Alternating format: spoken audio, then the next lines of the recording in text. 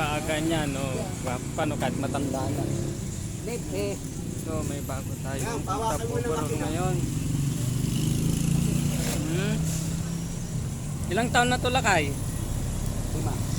5. 5. Oh, 5 taon pa lang. Ang overall natin na nyo yung mga piston niya karami. Marami ng carbon. Oh, yan. Yung block natin. Yung block niya okay pa naman. Umuusok na daw kaya binuksan natin. Tignan nyo yung mga carbon. Yan. Yan yung mga natutuklap kapag na titinga itong barbula natin.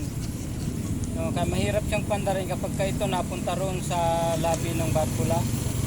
Nagkakasingaw siya. Mahirap siyang pandarin pag ganun.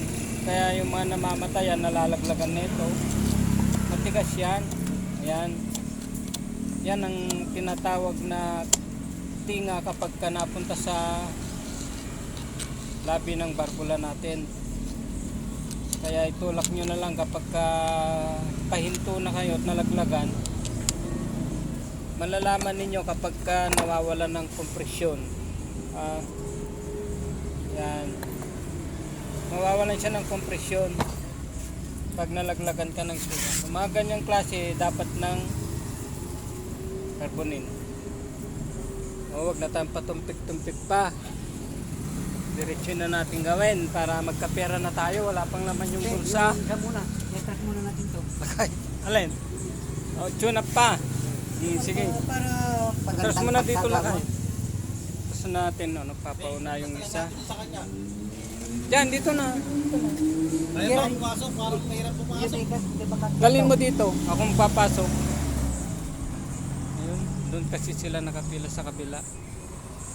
Ayun. Kaya ang dalhin niya rito. Spend natin. Okay. Unahin na daw natin yung tune up kay tatay.